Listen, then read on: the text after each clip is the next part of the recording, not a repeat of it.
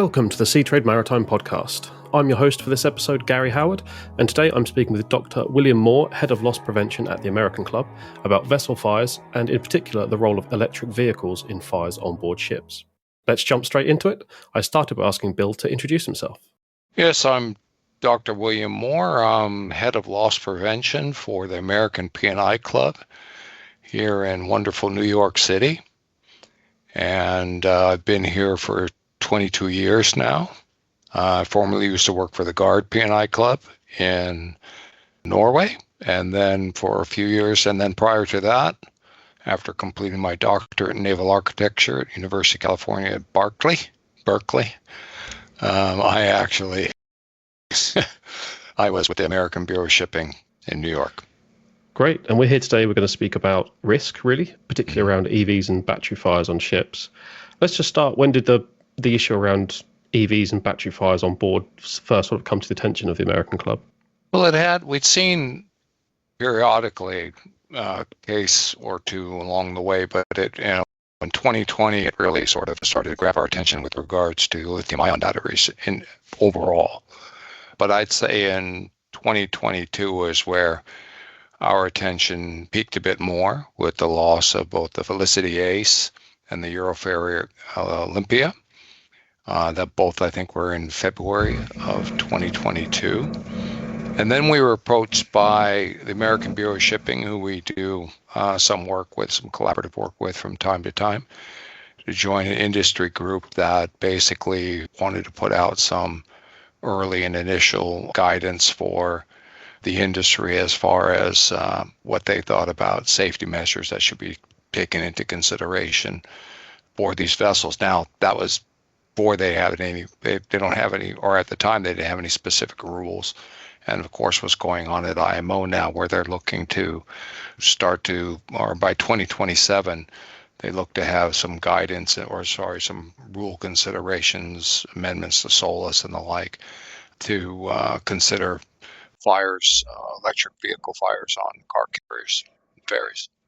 Yeah, and I think in the meantime, there's some sort of industry initiatives underway that we'll get to in a minute. But I guess if we just start from the beginning, the issue really is this, they call it thermal runaway in a battery, right? Where this sort of this reaction that keeps going and it gets incredibly hot and starts the fire. What are the causes of that? And I guess related, what steps can we take to kind of reduce the risk of thermal runaway? Thermal runaway can be broken down in three general categories. First and foremost are physical conditions of the batteries. They're beaten up and used and abused and thrown around. Basically, we call that mechanical abuse. And then, of course, there's thermal abuse. They're exposed to primarily hotter temperatures. I'm sure same applies to colder temperatures, but thermal abuse tends to be also a contributing factor. And then you also have charge levels. Charge levels for these, and what we call that electrical abuse. And those charge levels, basically, they're overcharged to full capacity, generally not an undercharging issue. We've found that for lithium-ion batteries, when it comes to thermal runaway, that usually batteries that are charged to no more than 30% have a significant lower probability of a thermal runaway event. So that's basically how you can break that out quite simply. So I suppose the steps to reduce risk are to make sure you're not taking broken or damaged batteries on board and that they're not overcharged on the way in. Well, yes, but then you also have cars. The issue is, a lot of the concern can be, or when it comes to electrical vehicles, are cars that are in operation, for lack of a better term, used cars, but cars that are in operation that are charged to higher capacity than 30%. They've been in operation for a number of years. They're in various conditions for some of the reasons that I mentioned before, the physical condition and temperature exposures, as well as the charge levels. For new cars, basically, they've gotten pretty good at basically making sure that they're not charging them beyond the 30% before they're being loaded on board ship for transport. So, and of course they're new and you don't have those particular risk exposures prior to their use. If there's some sort of defect, then there may be an issue. But primarily, it's the concern. If there is a concern with regard to EVs, it's primarily with regard to used EVs that have been exposed to those various risks. Sure, I guess even more complex when it comes to in-use vehicles, people going on ferries and the like. I was speaking a lot recently about shore power and charging and the kind of complex needs of people that might want to hop across the channel here in the UK. They don't want to turn up with get to France and their car has got 30% or less charge. They want to arrive fully charged. It's not a good thing. Yeah, it's not a good thing for the tourists, but it's a good thing for the safety of the ship. But yes, customers and also I've heard some stories. Some ships have had charging stations on board the vessel, so that adds yet another dimension of risk. If you're enjoying the Seatrade Maritime Podcast, make sure you never miss an episode by subscribing on the app of your choice. Just to get an idea of the scale of this, are there any sort of accepted figures on the number of EV fires that happen on board ships, or maybe that are suspected to be of caused or involved EVs? Yeah, well, that's been quite the dilemma, is that, the car fires that the car carrier fires that we've seen, a few examples are Morning Midas, that was earlier this year, Felicity Ace in 2022, Euroferry Olympia in 2022 also, and then we had the one here in Newark, New Jersey, not far from our offices here in New York, the Grande Costa di Varia in 2023. The only one of those cases where they actually were able to more definitively determine what initiated the fire was that latter case here in Newark. And it was from a very unexpected source. It wasn't from one of the vehicles it wasn't from an electric vehicle. It wasn't from a car being transported. It was from a Jeep Cherokee that was especially operating on board the ship, that basically pushes cars that aren't necessarily, let's say they have an engine breakdown or some type of issue driving the car, and they'll be able to push the cars around in the cargo space. And it was that vehicle that actually caught fire, which was quite interesting. That raised a lot of eyebrows. So it wasn't even one of the cars that are actually being transported. Sort of like a makeshift onboard tractor kind of. Yeah, exactly. So I guess there's no real firm figures on the kind of the comparison between the dangers around EVs versus internal combustion engines when it comes to frequency of fires and that sort of thing.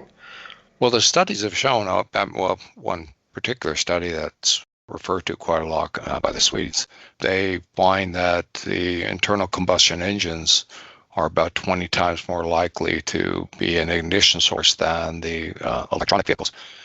So, and the lithium-ion battery driven vehicles. However, the big issue is with the lithium-ion batteries and the electric cars that once they do ignite, they become quite problematic because of the amount of fuel and they're difficult to actually put out.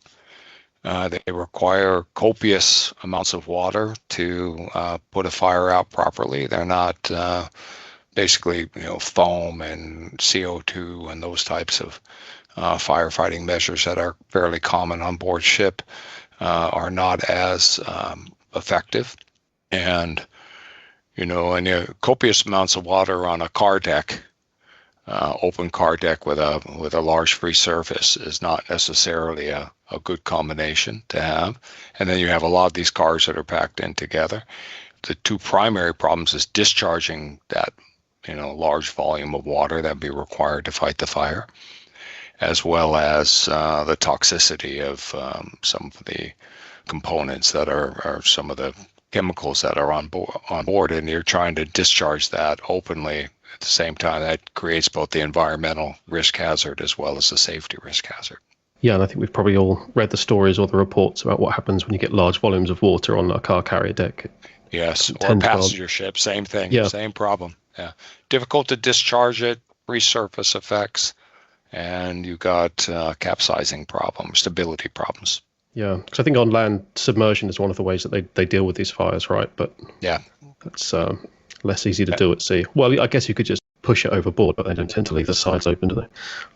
Well, you'd have to have the ability to push it overboard, Yeah. and then you have how many cars on board? Thousands of cars on board, and yeah, that's that.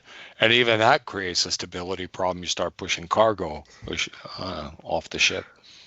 Yeah. If you were able to do that, I'm not recommending that. I'm not saying anything. I'm just saying that thought had never crossed my mind until you mentioned it, Gary. Yeah, we can't just keep throwing them in the sea. That seems like a bad idea on quite a lot of levels. So the EV fires, I've heard, they burn much hotter. Is that correct? Yeah, More they can burn much smoke? hotter, and more difficult to. They tend to retain a lot of heat, so their chances of reignition are higher. Ice vessels tend to, they have a lot of the same materials on board, but they also have, fuel sources, whatever oils or gasoline, whatever diesel, whatever may still be there. But like, I honestly believe that the electronic vehicles are, of course, much less likely to ignite and to be a product ignition or be opportunity for ignition source. But when they do light on fire, they are quite a problem. One of the things that's been brought to my attention recently, and having some conversations with some colleagues, were talking about for the ICE vehicles, where some of them are turned over waiting to be loaded on board a car carrier, and they'll sit there idling for a significant amount of time, which of course increases their heat profile. So when they can be idling for anywhere between 60 to 90 minutes on the outside. That's a long time to be idling any car, and then loaded on board a ship, and that can be quite a problem. And that's for new vehicles as well as any existing vehicle. Existing vehicles don't tend to be as problematic, I would presume, in that particular capacity, unless it's the wintertime and somebody's idling their car to stay warm in their cab. But it is quite a problem. I've read about this. Sometimes when this thermal runaway happens, it can be the heat can escalate incredibly quickly. An oil fire, petrol fire. True. Obviously, there are certain methods that seafarers are trained to deal with identifying and responding to a fire. Does a fire with an EV present any challenges when it comes to the way that we're used to? With regard to its detection, the details of that, I couldn't quite say with regard to how long it takes for, let's say, a heat index that says, okay, we have some overheating to when it gets to the point of thermal runaway. But the detection component of that is extremely important, particularly for electric vehicles. It is for any fire on board a ship. I'm a true and honest believer that we talk a lot about things going on in our industry, whether it's cyber, whether it's EVs, whether it's electric vehicle, fires, whether it's alternative fuels, and of course human element is the primary component that is seen in all incidents. But fire in itself, fire safety is probably the most significant, let's say, risk contributor and risk concern for any ship, whether we're talking about container ships, misdeclared cargoes. We're talking about, I read something to scratch my head about the other day. It said they had a significant fire that initiated in a workout room. I said, what a workout room on board a ship? On this is a normal cargo ship. I said, what could have caught fire in a workout room? Galley fires, engine room fires are very problematic. So fire risk in general is a significant component. Now, when you add these unique risks associated with the designs of car carriers, you add on the type of, what the fire initiating sources are, whether the EVs or ICE vehicles, there are significant concerns, again, with resurface effects, fighting fires with water. CO2 doesn't necessarily work too well in such wide open spaces. You need a lot of CO2 to be able to actually fight a fire in such a way. And one questions, getting everything closed in order to be able to release the CO2 tanks. So with that said, what I think is the most significant area that really needs to be addressed, particularly for car carriers, is on the detection side. Can you detect it quick enough? And then can you respond? But the response for these types of vessels and with these types of cargoes are quite unique. I mean, they are probably unique for each and every ship. Even for car carriers, you couldn't just say, okay, for a standard car carrier, this is what needs to be done in the response. I think that, how the cargoes are distributed aboard, or how the cars are distributed aboard the car decks, the various design of the decks, again, the firefighting capabilities, the training. I don't think there's any special PPE issues that come to mind, but definitely when you're looking at the toxicity of, let's say, not only the runoff, but what's going into the air from various plastics and chemicals from the lithium-ion batteries, these types of things, they create quite a unique concern, I'm sure. But most of that would be covered by most proper firefighting PPE. But still, each one of these vessels tends to be unique, and there's a unique assessment that should be done properly as to what measures should be taken and how they should be managed within the ISM code. The ISM code says clearly that risk assessment that should be performed. Whether that's done properly, one questions from time to. I question that quite often when I see some of the safety management system documentation and some of the ways that respond for any ship, for any incident. But this is particular risks, a set of risks that should be considered. I remember reading somewhere, the reason I asked the question was an owner that the procedure was that if there was a fire alarm, step one was to go down and confirm the fire, to go and get eyes on it, to make sure that it's actually there. But the issue with a lithium-ion fire is that by the time you get there, if you're not really kitted up and ready to go, then you've got air full of quite concentrated hydrogen cyanide and carbon monoxide and all the other nasties that come out of the battery. And actually, you don't have time to go down and check it. You need to be down there and ready to deal with it immediately. I shared with you a brochure from Euroferry, which I read. I think it must have come out 6 months ago or so now. It's been a while. And I read it and it felt to me personally that it felt a bit like it was trying to minimize the risks around EV fires a bit. I'll share the link in the show notes so everyone can see it and judge for themselves. I saw it. I looked through it, and it was an interesting read. I think what they're trying to say is that there's been a lot of, like we say, uncertainty and a lot of press about EV fires. Particularly with some of these recent events that I've mentioned since 2022 that we've seen these dramatic fires, and then there's been the perception that this must be an EV fire, but again, these ships are burning out. You have no idea why they burned out, except for that Grande Costa de Varia that I mentioned, where they were actually able to go on board and determine the initiating cause. And then you see and you hear about the thermal runaway issue. And I'm an engineer, and engineers don't like two things, Gary. They don't like people, and they don't like uncertainty. And I was recently interviewed by Lloyd's, and they kept trying to push me and say, so EVs are the primary cause of fires. And I kept saying, I can't tell you that, because these ships are burning out and they're being lost, and there's no way to actually go in and determine it. So in reading the Euroferry brochure, I think they were just trying to alleviate people's concerns, saying, hey, they weren't saying EVs were a problem. What they were trying to say is, listen, the internal combustion engines tend to be more of a fire risk, and more you are driving the internal combustion engines. So when EVs come on board, don't have any particular over concern that you shouldn't already have with sailing with ICE vehicles.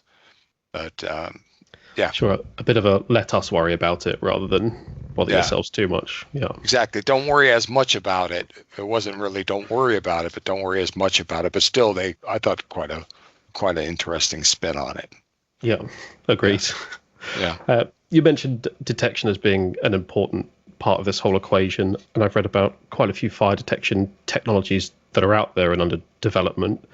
From that sort of risk and insurance point of view, how close an eye do you keep on the development of these technologies, and do you see them as being enough to deal with the problem that we're facing with these potential fires? One thing the American Club has been, we've been quite on the forefront of is really pushing. We're a firm believer in the use of thermal devices on board ship, thermal detection devices. And this is just not for EV, or it's just not for car carriers, but for all ships, particularly for machinery spaces and other spaces that might be have significant fire risk, but primarily the focus has been on machinery spaces. We, as it relates to other areas, and now with car carriers, the more thermal devices that are thermal detection devices that are available, the better. I cannot attest to one particular set being better than another, as far as vendors are concerned. But we push this very hard at the American Club. Hey, you should be considering thermal detection devices just as a start. And then again, as I said, then it gets a little more complicated with regard to the response component of it. Again, you also have some of these vessels. I would think some of the car carriers might have a few more sailors on board ship, but would they even have enough seafarers on board to actually qualified personnel in general to fight fires properly, particularly with so many vehicles on board and so much of a fire risk, particularly if the fire begins to get away from them.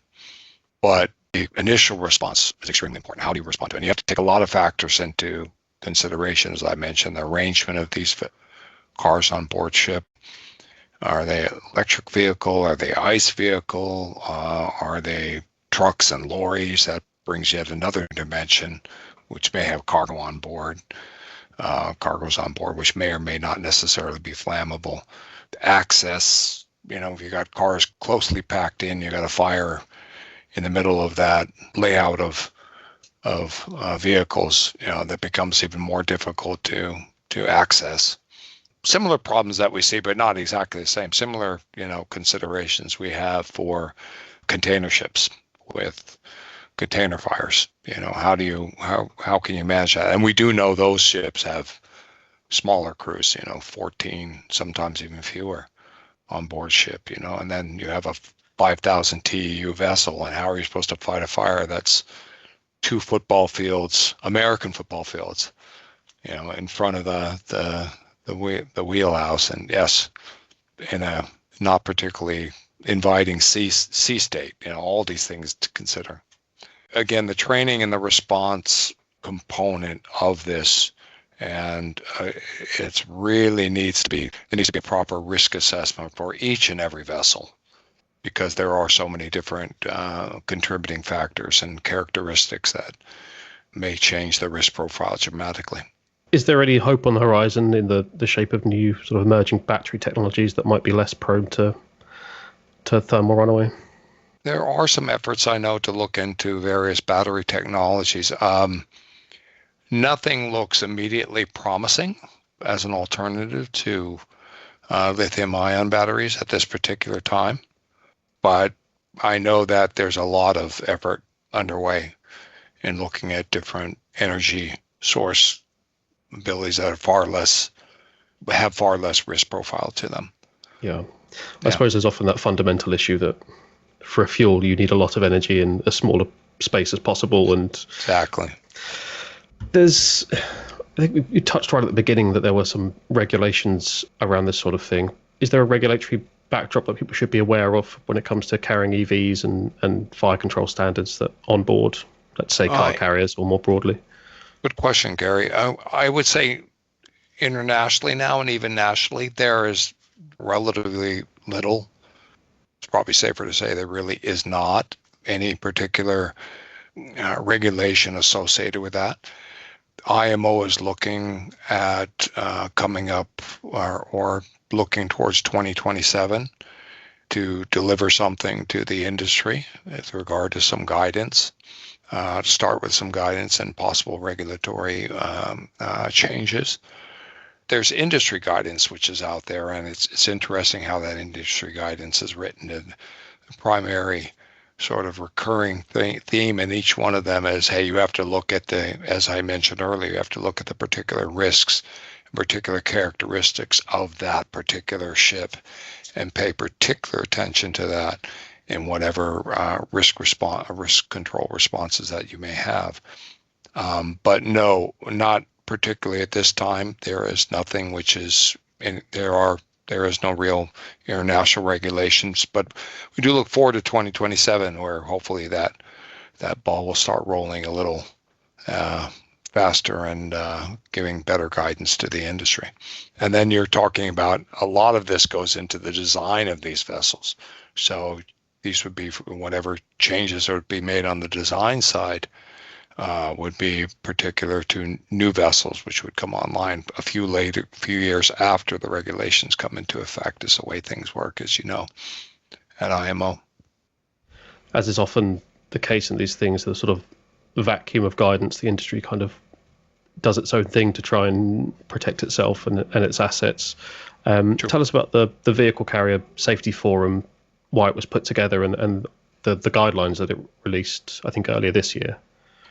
Yeah, I think it was an excellent initiative. I think it brings light to the problem. It demonstrates that there's across industry, there's a lot of industry partners who are concerned about that, including the International Group of P&I Clubs, which the American Club is a member, one of the 12 members of the IG.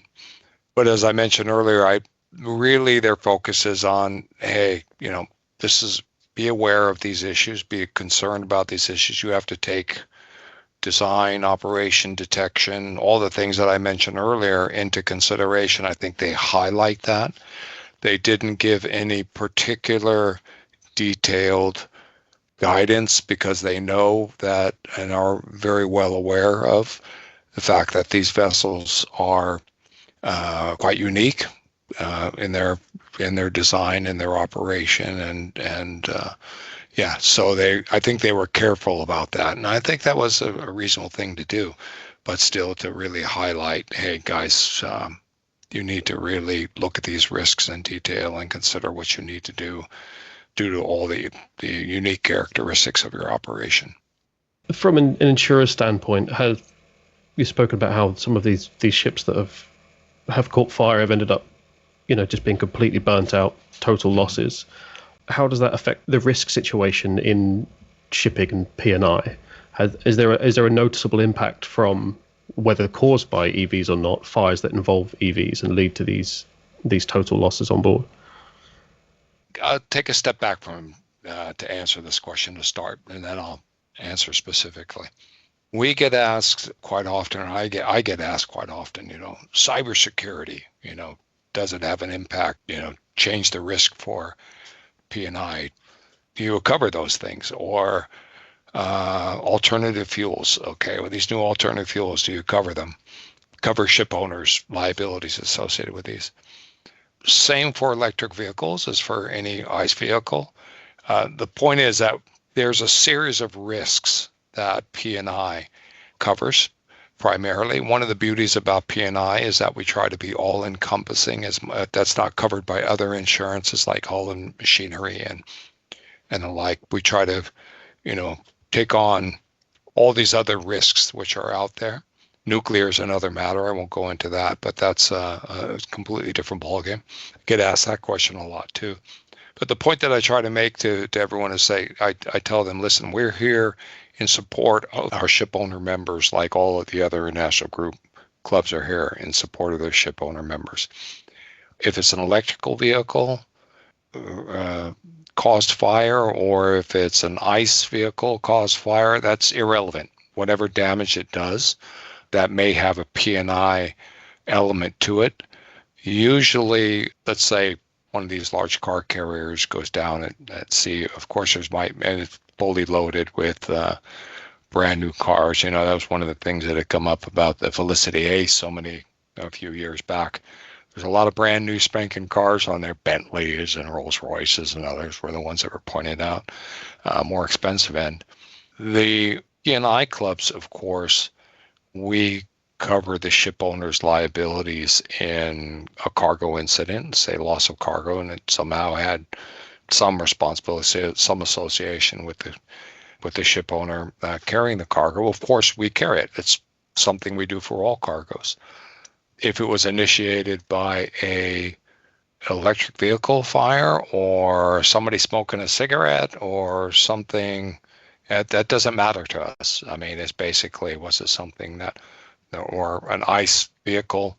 That's not our concern. Our concern is, hey, this occurred. Of course, if it was criminal or some other thing, that's a completely different matter for P&I clubs. But if there is some causation with just normal ship type operations, and that happens because it was a EV, we're not limiting cover for EVs. We're not saying, hey, you carry EVs and we will not cover any incidents that occur that might be associated with that EV. That's not the role of P&I. It's not the American Club's role or any other IG's members' role.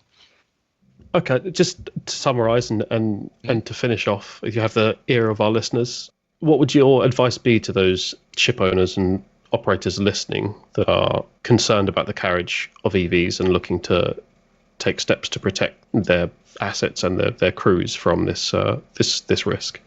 Well, I think they're overall, Gary, I think that what they are doing is they're taking proper steps. I think they talk a lot to each other. I think that they all understand, hey, this is a risk area that affects us all. It's not necessarily, commercial. It's not in anyone's best interest to hide information from each other. I think what information they all do have, I think they're pretty good about sharing it. I think technology developments with regard to, I don't know whether there's anything that can really be done to enhance the detection element of it, other than to just make sure you have as many detection devices that are properly stationed, and cameras and all these other items on the detection side that are helpful for if an incident does occur, that you're able to find out what happened and why it happened, particularly on the camera side. Cameras are always good. I know there's a lot of cameras, or there can be cameras on many car decks. And if there's some way to capture that information and keep that information recorded, make sure it doesn't go down with the ship, all the better.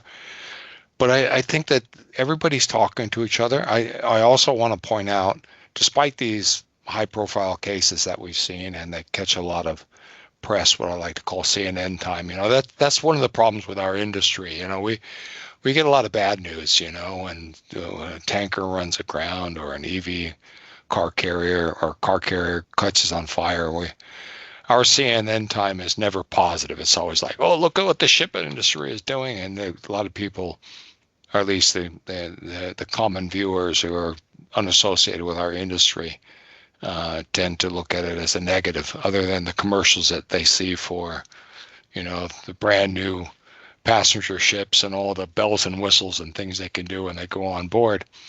We tend to get negative press. But I think the greater dialogue between parties, saying, hey, what are some of the best practices that you're doing and others are doing, and and having that open dialogue is extremely important, particularly for this type of risk.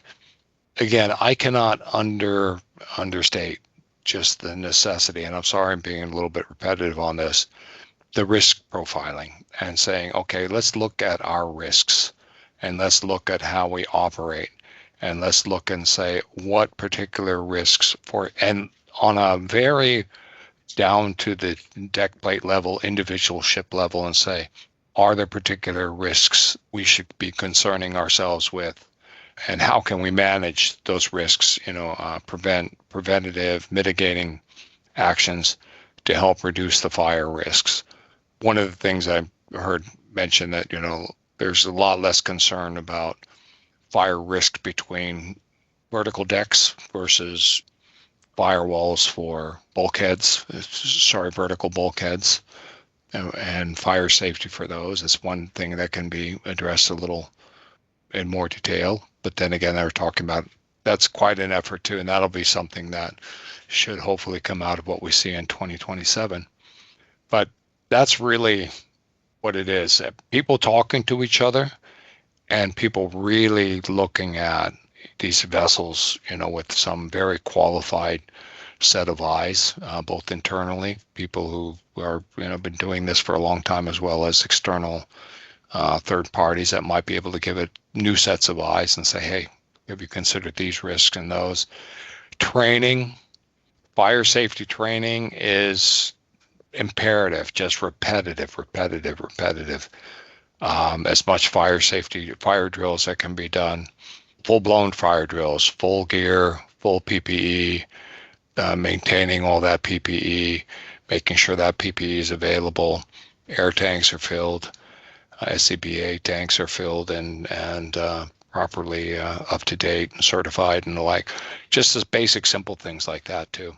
The emergency fire pumps, like I said, water, despite, for any type of EV fire, even if you're having a problem with pumping it, you've got to make sure those fire pumps are working.